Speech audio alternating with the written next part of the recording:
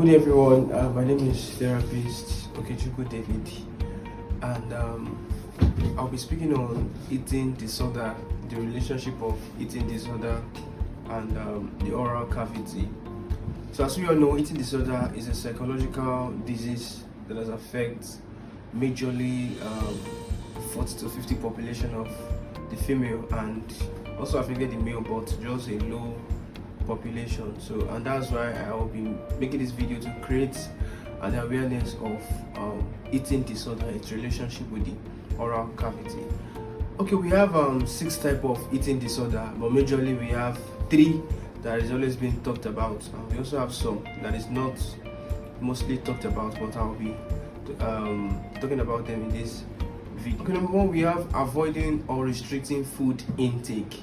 You know, some people just naturally they don't want to eat, and they just have this apathy for food. They don't want to eat. When you serve them food, people like that, you see them in party. When you serve them food, they just say, oh, they're not eating, they're okay. You know, that is actually a psychological disease. It's not actually good.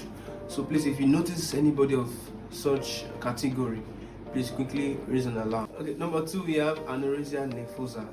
Now, anorexia nervosa is actually common with female who are trying to keep shape, those who are trying to have a flat tummy, most especially models, you know, those caliber of people. They actually take little food, just very little amount of food, and they are okay. You know, the moment they take a little food, they are satisfied, they are okay. It's actually a disorder. It is disorder. And number 3, we have bulimia nervosa.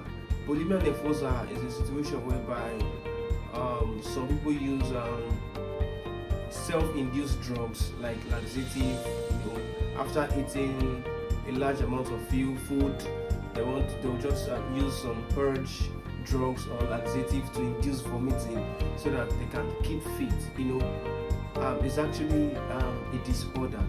And we also have binge eating, which is the 4th one. Binge eating. This is a situation whereby you've taken large amounts of food and you begin to feel guilty. Before you know, begin to exercise yourself, trying to do 1 or 2 exercises so you can keep shape. Most especially guys trying to raise muscles and the rest. So after eating a large amount of food, you see them engaging in press up and the rest just to keep fit. It's actually an eating disorder. And number 5, we have pica. Now, what is pica? This is a situation whereby you are eating non-food substance like chalk, stones, rock, paper.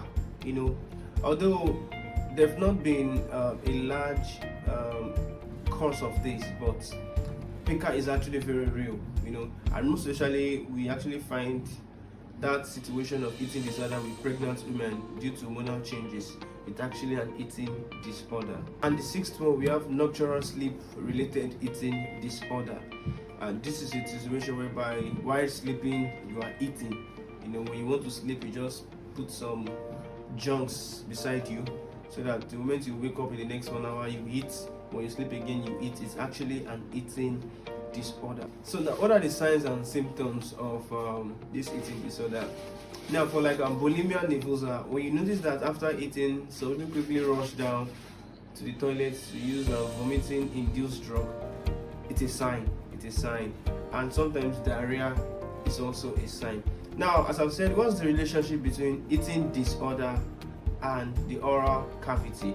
Now, somebody who actually doesn't practice or somebody who doesn't eat good balanced diet, there'll be absence of vitamin C, which actually strengthens the gum. You know, it strengthens the gum. And there's also absence of vitamin K, which leads to blood clothing. Maybe you have laceration in the gum. You can see the relationship.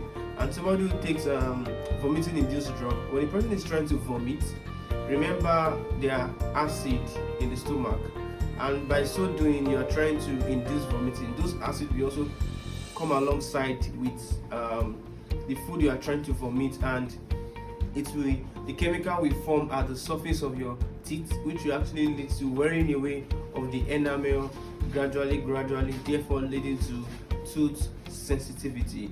Now you can say that. So please, eating disorder is a problem, and that is why DSDC Mobile Dentistry, we are bringing this awareness to the public. If you've seen yourself practicing this, it's actually a disorder. So please ensure that you eat well in order to have in order to be fit, and please remember to practice good oral hygiene. Thank you very much for watching this video.